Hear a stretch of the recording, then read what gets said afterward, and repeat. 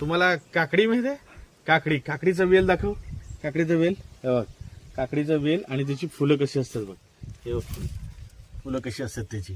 हे काकडीची वेलाची फुलं आणि काकडीचा वेल. आम्ही ह्याला गावी वाळूक बोलतो. तुमच्याकडे काय म्हणतात नक्की सांगायला विसरू नका.